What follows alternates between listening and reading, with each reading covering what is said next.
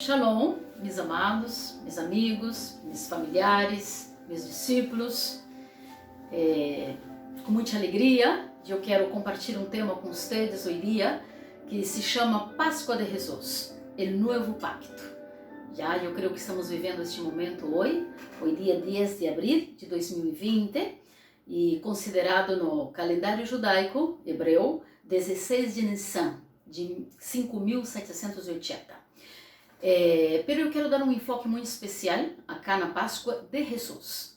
Em Mateus 26, 28 e 29, diz assim: porque isto é mi sangre, Jesus dizendo, del novo pacto, la qual é derramada por muitos para a remissão de los pecados.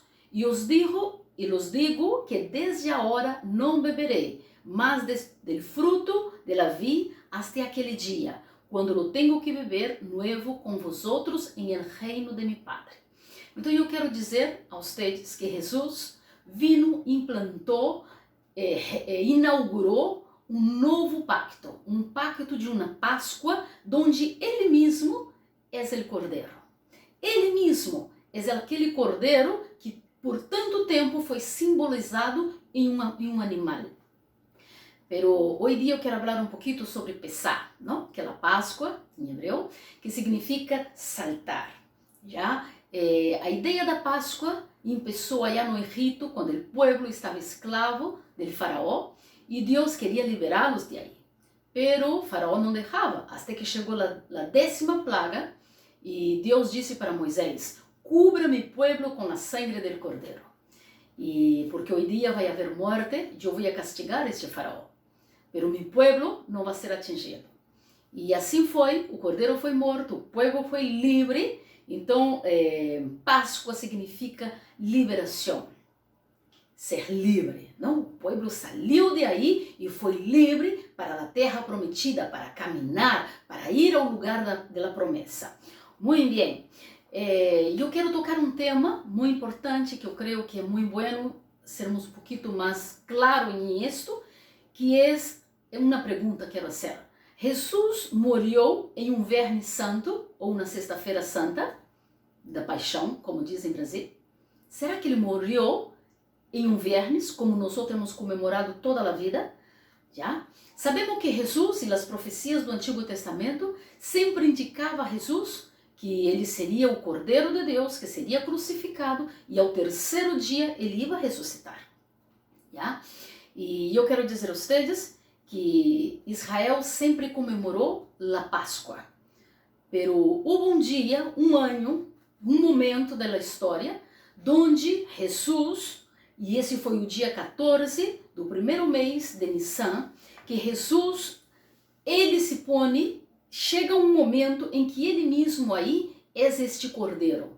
Porque o dia seguinte, que seria 15 de Nissan, seria a festa. É o dia que se comemora, é o dia 15. Pero ahorita estamos no dia 14. E Jesus muere, no dia 14. Quando entra a Páscoa, às 6 da tarde, a Bíblia diz que o cordeiro deveria ser sacrificado na véspera da Páscoa, entre as 2 tardes, que seria de 3 às 6 da tarde. E foi exatamente neste período que Jesus, finalizando aí, Jesus muere e termina 14 de Nissan e começa um dia que era feriado, um dia santo, um dia de Páscoa para o povo de Israel. Muito bem. Jesus é sepultado antes que chegue a hora, às 6 da tarde, ele é sepultado, tanto que Maria permanecem aí sentadas diante do sepulcro, sem poder fazer nada, porque já raiava um novo dia. Para eles, 6 da tarde está começando um novo dia. Então, e esse dia era sagrado. Então, elas não poderiam honrá-lo, elas não poderiam fazer nada por Jesus, porque já começava um dia santo. Pero, quando termina este novo dia, começa dia 16. de 14, elas estão em 14, que está começando o 15, no dia 15 elas não poderiam ser nada, pero o dia 16, que é chamado, que nós outros chamamos de Verme Santo, pero para o povo judeu não era santo, era um dia comum. E vemos isso que em Marcos 16:1, estas mulheres, elas saem a comprar os aromas, as especiarias, para ungir a Jesus, o corpo de Jesus. Então elas regressaram, prepararam suas espécies para ungir o corpo de Jesus. Pero não lo fizeram este mesmo dia, porque já devia guardar outro dia mais de repouso, que agora era o dia 17, que era sábado. Então 6 da tarde de vermes, começa sábado, que agora já não como Páscoa, mas como um dia de descanso sagrado para Israel. Então elas compram, pero aún não vão ao sepulcro, porque aí começa um novo dia santo para eles. Bem, as mulheres foram ao sepulcro com as espécies aromáticas preparadas, já para ungir o corpo de Jesus, depois de 3 dias, não antes. Quando completa 6 da tarde no sábado, elas têm permisso para ir ao sepulcro. Elas foram ao sepulcro, passaram o dia de repouso e ao amanhecer do primeiro dia da semana, que seria, nós outros chamamos de domingo, primeiro dia da semana, elas não foi à noite do dia do sábado, elas foram quando já amanhece, elas foram ao sepulcro, isso está em Mateus 28:1, elas foram allá para ungir a Jesus. Isto queda claro que se referia ao dia de repouso sábado. Está em Mateus 28:1. Desta semana, antecedia o primeiro dia da semana seguinte, o domingo 18. Domingo 18 de Nissan. Para este tempo já se cumpria 72 horas do cumprimento profético da sinal do profeta Jonás, que já havia tenido seu término. Já havia passado 3 dias e 3 noites. Então aí seria 72 horas. Marcos 16:9 nos declara que Jesus já havia ressuscitado por la manhã do primeiro dia da semana. Quando é a manhã do primeiro dia da semana? Será que foi a hora que eles foram ao sepulcro? Não, é considerado 6 da tarde, a primeira começa a contar os primeiros minutos do dia primeiro da semana, del domingo. Então, esse domingo é muito temprano na manhã. A Bíblia nos diz que Jesus já havia ressuscitado. Havendo, pois, ressuscitado Jesus, já havia, quando chegaram, ele já não estava mais aí. Marcos 16:9, isso nos indica que a hora da ressurreição de Cristo foi ao finalizar o sábado, ao entardecer do sábado, ao mesmo começo do primeiro dia, que começava ao final do dia 7º, pois aí era que precisamente dava começo ao primeiro dia da semana, que era domingo. Então podemos ver que Jesus muere el miércoles, entre 3 a 6. É enterrado aí el miércoles, aí empieza jueves, que é um dia da Páscoa Santo. Viernes era um dia normal, onde elas compram as especiarias, preparam tudo o que tinha que preparar, e empieza o sábado, já não podiam fazer nada, e recém quando termina o sábado, 6 da tarde, elas esperam amanhecer o outro dia temprano para ir ao encontro de Jesus, e o encontra ressuscitado. Então, como diz a palavra do Senhor, a palavra de Deus não regressa vazia, ela não mente, ela é exata. Sim, Jesus estuvo 3 dias no seno da terra e ressuscitou após 72 horas. Muito bem, essa é uma partecita da Páscoa que eu queria dizer a vocês, pero quero fazer uma outra pergunta. Por que celebramos a Páscoa? Pensar, por que celebramos? A Páscoa representa liberação. Isso está em Êxodo 13, capítulo 13, de 17 a 22, habla muito bem sobre esta exigência de Deus.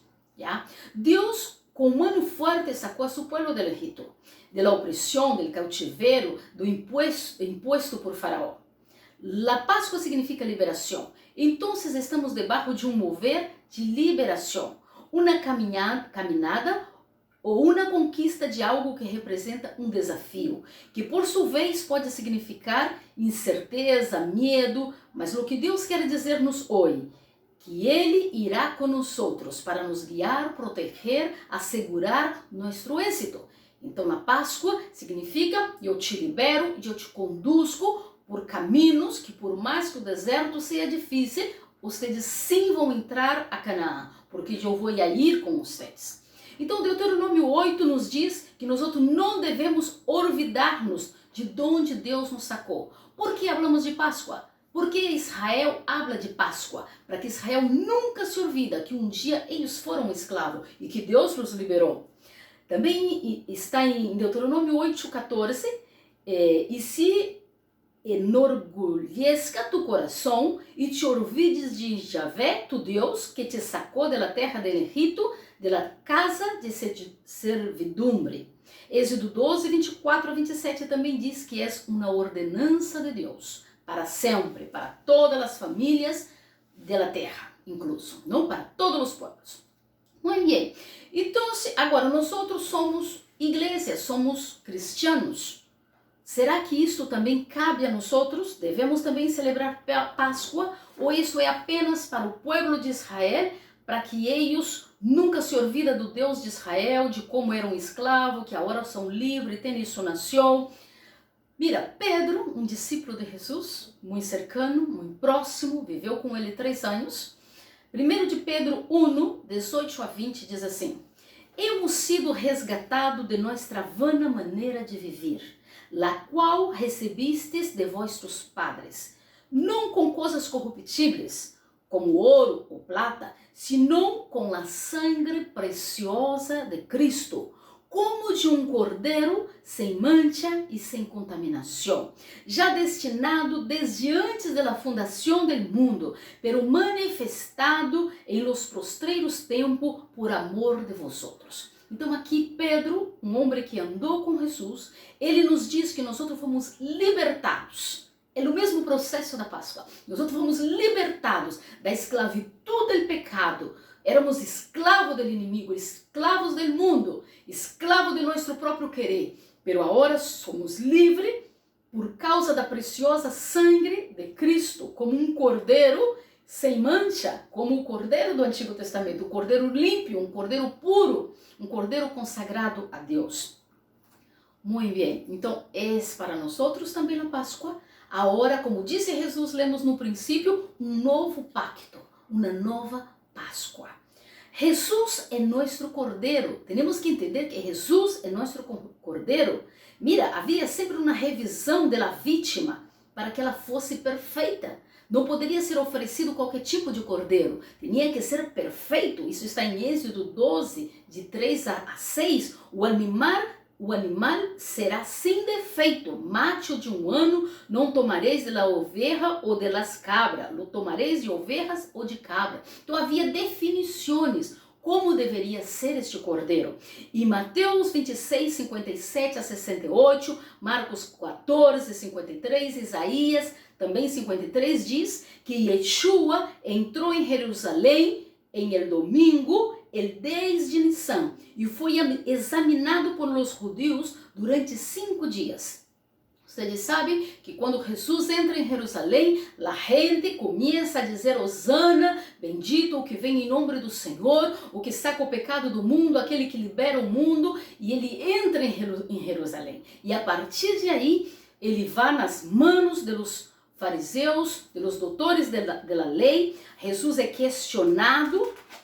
Jesus buscava uma forma específica para acusá-lo. Ele passava de um lugar, passava a outro lugar, ia para Pilatos, ia para Herodes, e ele estava aí sofrendo, passando por várias provas, porque eles necessitavam incriminar a ele, pero não podiam, buscavam de todas as maneiras, pero não tuvo êxito, não encontrou em ele nenhum defeito, não encontrou em ele nenhuma palavra, nenhuma atitude que pudesse dizer: por esta causa nós vamos a te crucificar. Eles descobriram que não tinha defeito, ele era perfeito. E uma vez que ele passou por a prova dos homens mais estudiosos, mais preparados da época, agora começava a perfilar-se como o Cordeiro de Deus. Agora há uma apresentação da vítima e imolação dessa vítima. Isso está em Êxodo 12:6, que diz: e lo guardareis até o dia 14 del mês de Nisan, e los imolará toda a congregação del pueblo de Israel entre las 2 tardes. Mira, agarraram Jesus em um domingo e ele se quedou 5 dias em las manos de los especialistas religiosos da época para tentar incriminar a ele, pero não puderam, não conseguiram, e estava já escrito que ao 14 dia de Nisan ele ia ser crucificado. Às 3 da tarde, Jesus morreu em la cruz por los pecados del mundo, e na mesma hora que se estava sacrificando o cordeiro pascual em el templo. Interessante, porque esta é a hora em que o cordeiro era sacrificado no templo. Jesus estava sendo crucificado na cruz.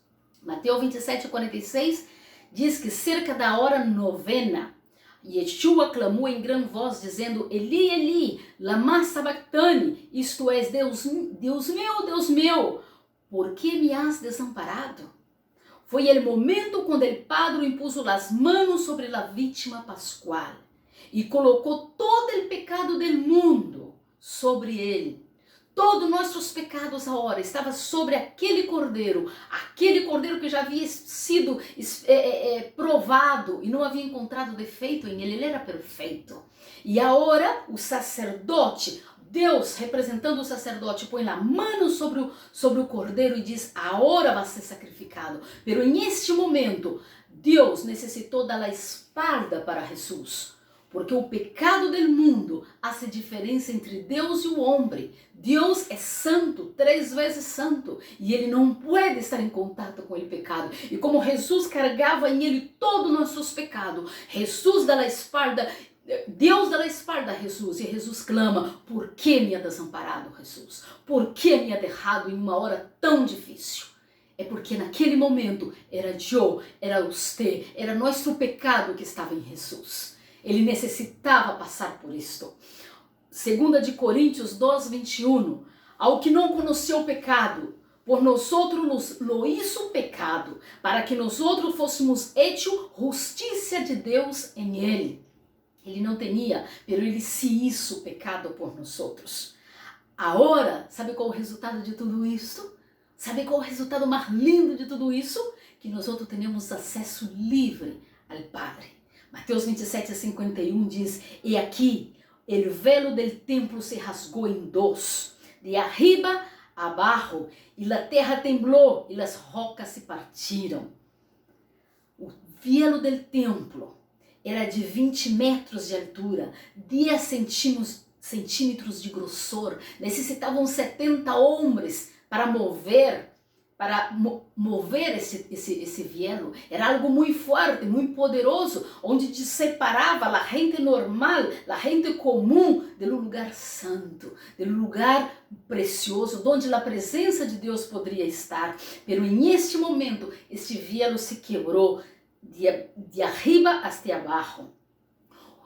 Não houve mais divisão entre o Padre e nós outros. Ele nos reconciliou. Por ele ter sido cordeiro limpo delante de Deus, esta separação já não há mais. Podemos ter agora livre acesso a Deus. Hebreu 10:19 disse que, tendo liberdade para entrar em el santíssimo lugar por el sangue de Jesucristo, por causa da sangue de ele.